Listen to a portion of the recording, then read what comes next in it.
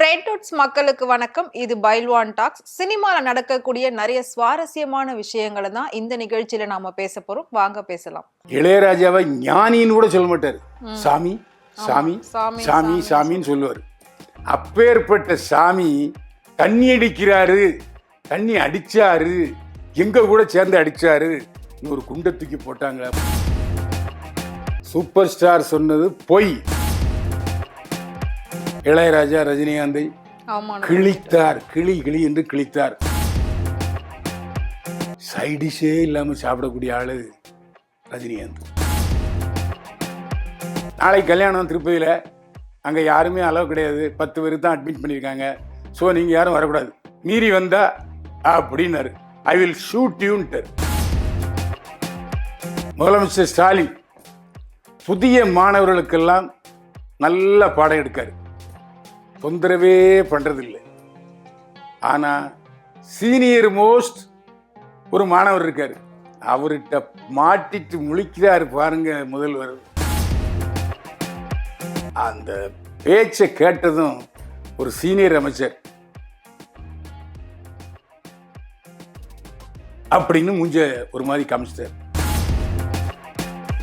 அந்த விஷயத்தை ஏன் சொன்னாரு? குசும்பா இல்ல வில்லங்க மட்டும். இளையராஜா அவர்களுக்கு நடந்த அந்த பாராட்டு விழாவில் நிறைய பிரச்சனைகள் நடந்தது அப்படின்னு சொல்லி நம்ம தொடர்ந்து பேசிக்கிட்டு இருக்கோம். முக்கியமா நான் சொன்ன மாதிரி சூப்பர் ஸ்டாரோட பேச்சு தான் பெரிய கான்ட்ரவர்சியா போச்சு.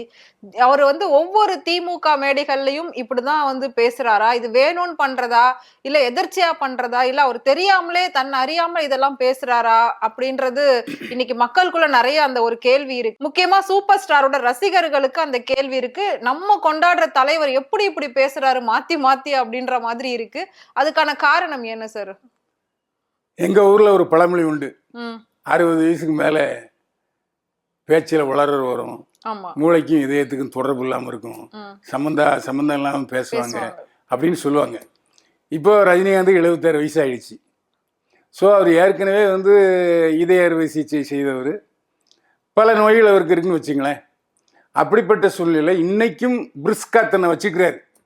உடல் அளவில் அவர் கதியா நல்ல கெத்தா இருக்காரு. ஆனா மன அளவில் கொஞ்சம் அவர் ஒரு மாதிரி தான் இருக்காரு அப்படின்னு நான் சொல்லுவேன். இதை வைத்து சொல்லவில்லை, ஒன்னொன்னா சொல்றேன். லோகேஷ் கனகராஜை பத்தி அந்த விழா இசை வெளியீட்டுள்ளார் ரஜினிகாந்த் என்ன சொன்னாரு? கதை சொல்றேன்னு வந்தாரு. வந்தவர் என்னை பார்த்துட்டே இருந்தாரு. சார், ஒரு நல்ல காஃபி கிடைக்குமா அப்படின்னு கேட்டாரு. என்ன ஆளு கதை சொல்ல வர்றேன்ட்டு காஃபி கேட்குறான் அப்படின்னு அப்பவே சொல்ல ஆரம்பிச்சிட்டார். அப்புறம் அவருடைய பேச்சை பார்த்தீங்கன்னா லோகேஷ் கனகராஜ் மட்டம் தட்டுற மாதிரியே இருக்கும். பேசியிருந்தாரு. சார், ஒரு 4 நாள் கழிச்சு வந்தார். இந்த கதை வேணாம் சார், அது நிறைய செலவாகும் சார், நிறைய ஆர்டிஸ்ட் போட வேண்டியிருக்கும் சார் இன்னும் சொன்னார். இப்போ எடுத்த கதையில என்ன எடுத்தாரு? நிறைய செலவு பண்ணியிருக்காரு, நிறைய ஆர்டிஸ்ட் போட்டிருக்காரு. இப்படி அவர் தெரிஞ்சு மட்டம் தட்டுறாரா தெரியாம மட்டம் தட்டுறாராங்கிறது தெரியல. சரி, அடுத்தா போவாங்க. நூல் வெளியீட்டு விழா திமுக அரசு நடத்துச்சு. மாண்புமிகு முதல்வர் மு.க. ஸ்டாலின், துணை முதல்வர் உதயநிதி ஸ்டாலின், எல்லா அமைச்சர்களும் பிரசன்ட். அப்போ எல்லா திமுக மேடைகளையும் எம்ஜிஆர் தான் கடைசியாக பேசுவார். அதே மாதிரி முதலமைச்சருக்கு முன்னால சூப்பர் ஸ்டார் ரஜினிகாந்தை பேச விட்டாங்க. அவர் பேசினத முதல்வர் மு.க. ஸ்டாலின் கேட்டு விழுந்து விழுந்து குலுங்கி சிரிச்சாரு. ஆனா அதே விழாவில் அந்த பேச்சை கேட்டதும் ஒரு சீனியர் அமைச்சர் அப்படின்னு மூஞ்ச ஒரு மாதிரி காமிச்சிட்டார். யார் அவர்? துரைமுருகன். அந்த விழாவில் சூப்பர் ஸ்டார் ரஜினிகாந்த் என்ன பேசினா தெரியுமோ?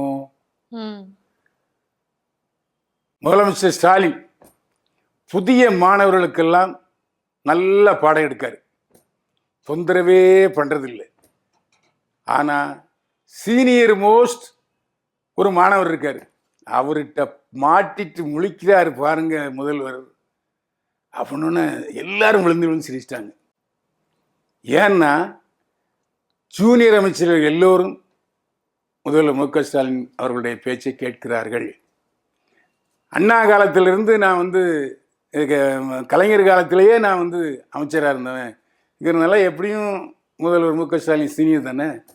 அதனால் அவர் தொல்லை கொடுக்குறாரு, டார்ச்சர் கொடுக்குறாருங்கிறத ஓப்பனாக ஆனால் மறைமுகமாக சொன்னார்.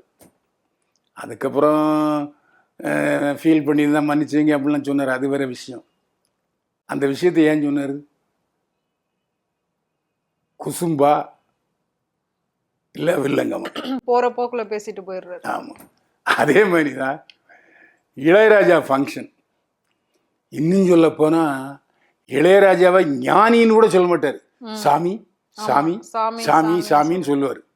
அப்பேற்பட்ட சாமி தண்ணி அடிக்கிறாரு, தண்ணி அடிச்சாரு, எங்க கூட சேர்ந்து அடிச்சாரு.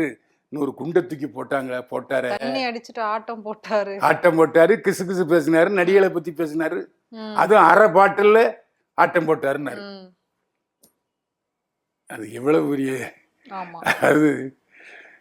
ஆனா சார் அதுல ஃபர்ஸ்ட் அதுக்கு ஒரு இன்ட் கொடுத்ததே இளையராஜா அவர்கள் தானே. ஃபர்ஸ்ட் அவர் தானே அதை பத்தி எடுத்திருப்பாரு, அந்த டாக் பத்தி. ஆனா சூப்பர் ஸ்டார் திருப்பி அதுக்கப்புறம் ஃபுல்லா அதை பத்தி பேசியிருந்தாரு. திரும்பவும் இவர் என்னன்னு சொல்லிட்டாருன்னா, இவர் ஏதோ ஒண்ணு சும்மா போய் சொல்லிக்கிட்டு இருக்காரு, அதெல்லாம் ஒண்ணும் இல்ல. பத்திரிகையாளர்கள் கேட்டாங்க மறுநாள். அதுக்கு என்ன சொன்னாரு? அவர் வேடிக்கையா சொல்லிட்டாரு, ஆனா அதை சொல்லியிருக்க வேண்டாம், ஆமா அது பொய் அப்படின்னு அடிச்சாரு. சூப்பர் ஸ்டார் சொன்னது பொய், நீ இளையராஜா சொல்லியிருக்காரு. இதை எந்த மீடியாக்களும் பத்திரிகைகளும் பெருசுபடுத்தலை, சும்மா சின்னோண்டு போட்டு விட்டாங்க. நாம என்ன சொல்லலாம்? இளையராஜா மீது ரஜினிகாந்த் கிண்டல், இளையராஜா ரஜினிகாந்தை கிழித்தார், கிளி கிளி என்று கிழித்தார் சொல்லாமல. அந்த ஃபங்க்ஷன்ல அப்படி பேசியிருக்கூடாது. ஒருவேளை நடந்திருக்கலாம். ஏன்னா எனக்கு தெரியும், நான் வந்து மகேந்திரன் முள்ளுமலர் மகேந்திரனை வச்சு படம் எடுத்தவன், நஷ்டமடைந்தவன். அவர் வந்து காலையிலே தண்ணி சாப்பிடுவார். மகேந்திரன் வந்து காலையிலே தண்ணி சாப்பிடுவார், டாய்லெட் போகும்போது எடுத்துகிட்டு போவார். அப்படி ஒரு டைப்பு. ரஜினிகாந்தும் நல்லா சாப்பிட்றவர். அவரே சொல்லியிருக்காரு, ரஜினிகாந்துக்கும் ஜெயலலிதாவுக்கும் ஏன்னா முதலமைச்சர் ஜெயலலிதா என்ன சண்டை வந்து தெரியுமா? சோழா ஹோட்டல்லேருந்து தண்ணி அடிச்சுட்டு போகிறாரு, போலீஸாரும் மடங்கிட்டான். அது ப்ரிஸ்டீஜ் இஷ்யூ ஆகிடுச்சு. உடனே ஜெயலலிதாவே ஐயோ அவர் போனார விட்டுறியா அப்படின்னு சொல்லிட்டாரு. ஆனால் அந்த கோபம் ரஜினிகாந்துக்கு இருந்துச்சு. அது ரியாக்ட் பண்ணார். நான் வந்து சுதந்திரமாக நடமிட முடியல. சோழாவில் வந்து அவருக்காகவே 12 மணி வரைக்கும் ஒரு தனி டேபிள் இருக்கும். அதிகமாக சாப்பிட மாட்டார், தண்ணி அடிப்பார், ஃபுல்லாக அடிப்பார். ஏன்னா ரஜினிகாந்துடைய அந்த வே ஆஃப் ட்ரிங்கிங் ஆல்கஹால் எனக்கு தெரியும். சைடிஷே இல்லாமல் சாப்பிடக்கூடிய ஆள் ரஜினிகாந்த் ஆரம்ப காலத்தில். அப்புறம் அவங்க ஒய்ஃபு சொல்லி விட்டுட்டாங்க அப்படின்னு சொன்னாங்க. நீங்க அவரோட படங்கள் எல்லாம் ஏதாவது பண்ணிருக்கீங்களா சார்? நிறைய பண்ணிருக்கேன். அப்போ அவரை நீங்க மீட் பண்ணிருப்பீங்க, அப்போ எப்படி இருப்பாரு? அவரே எங்களுக்கு தண்ணி விருந்து கொடுத்தாருங்க. அப்படிங்களா? அதாவது ஒரு நாள் ஒரு 12:30 மணிக்கு ஃபோன் வந்துச்சு, ரங்கநாதன் வீட்டுக்கு வாங்க, லஞ்ச் வீட்டில் அப்படின்ட்டார். என்ன விஷயம்னு கேட்டேன். அதான் கூப்பிடுறேன்ல வாங்கன்ட்டார். ரஜினியே பேசினார். அப்போ நான் ஒரு பத்திரிகையில் வேலை செஞ்சுட்டுங்க. சரின்னு போனோம். போனால் ஃபாரின் ட்ரிங்க்ஸ்லாம் வச்சுருந்தார். நண்பர்கள் நாங்கள் ஒரு 10 பேர் தான் இருந்தோம். அப்போது பத்திரிகையாளங்க அப்போ 10 பேர் தான். அப்போ சாப்பிடுங்கன்னு சொல்லிட்டாரு. எல்லோரும் 2 ரவுண்டு 3 ரவுண்டு அடிச்சிட்டாங்க. வயிறு கபாபுன்னு எரியும்ல, யாரும் வந்து பேச முடியாது. ஏன்னா கண்ணாடி ரூம், அந்த ரூமு லாக் பண்ணிட்டார். அவர்கிட்ட போய் என்ன சைடிஷ் எங்கன்னு கேட்க முடியல. நான் கொஞ்சம் ஃப்ரீயாக பேசுவேன். என்ன ரஜினி சார், நீங்கள் வெறும் தண்ணியை கொடுத்துக்கிட்டீங்க, சாப்பிட ஒன்றும் இல்லையா side dish? This is the way style of Rajini's.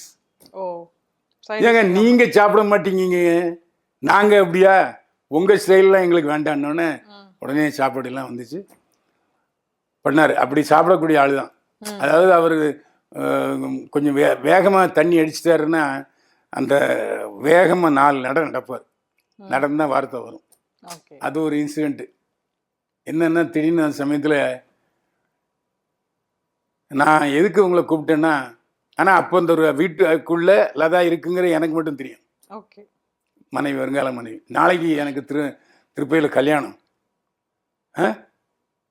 உங்களுக்கு இன்ஃபர்மேஷன் இதுதான். ஆனால் நீங்கள் யாரும் கல்யாணத்துக்கு வரக்கூடாது. அந்த போதையில் என்ன பேசுறது தெரியாமல் ஒரு அளவுக்கு மீறி பேசுறாரு. நாளைக்கு கல்யாணம் திருப்பதியில், அங்கே யாருமே அளவு கிடையாது, 10 பேருக்கு தான் அட்மிட் பண்ணியிருக்காங்க, ஸோ நீங்கள் யாரும் வரக்கூடாது. அதில் ஒருத்தர் தண்ணி போதையில் மீறி வந்தா அப்படின்னாரு, ஐ வில் ஷூட் யூன்ட்டார். இது நடந்த சம்பவம். அப்புறம் எல்லாரும் ஒரு மாதிரி ஆகி நீங்கள் என்ன இருந்தாலும் சொல்லிடக்கூடாது நம்மன்னு. அவர் மறுபடியும் அதே மாதிரி 3 தடவை நடந்துட்டு சாரி, கல்யாணம் முடிஞ்ச அடுத்த நிமிஷம் உங்களுக்கு ஃபோட்டோஸ் வந்துடும், பப்ளிஷ் பண்ணிங்க, நீங்கள் யாரும் வர வேண்டாம் அப்படின்னு சொன்னார். அந்த சம்பவம் நடந்துச்சு. எனக்கு கொஞ்சம் ரஜினியோட நெருக்கமான பழக்கம் உண்டு. ஏன்னா அவர் ஜேபிஆர் வீட்டு மாடியில் வாடகைக்கு இருந்தார். ஜேபிஆர் வீட்டு பக்கத்து மாடியில் இருந்தார். நாம் ஜேபிஆர் வீட்டு போவேன், அவர் அங்கே இருக்க தெரியும். அது நிறைய சம்பவங்கள், ரஜினிக்குன்னு ஒரு எபிசோடு ஒன்று பேசிக்கலாம். என்ன, அதாவது யாருமே ரஜினிகிட்ட அப்போ அப்பாயின்மெண்ட் வாங்காத சூழ்நிலையில் கோவை தம்பி ஒருத்தர் ஒரு விஐபியை பார்க்கணுங்கிறத என்கிட்ட கேட்டார். அவர் யாருன்னா இந்தியன் பேங்க்கு சேர்மன். அவர் பார்க்கணுன்னாரு. உடனே நான் தான் அவர்கிட்ட சொன்னேன், கூப்பிட்டு வாங்கன்னாரு. கூப்பிட்டு வந்து ஃபோட்டோலாம் எடுத்தோம். அப்படி ஒரு நேர்மையான ஆள், எங்கே பார்த்தாலும் பேசாமல் எடுக்க மாட்டார்.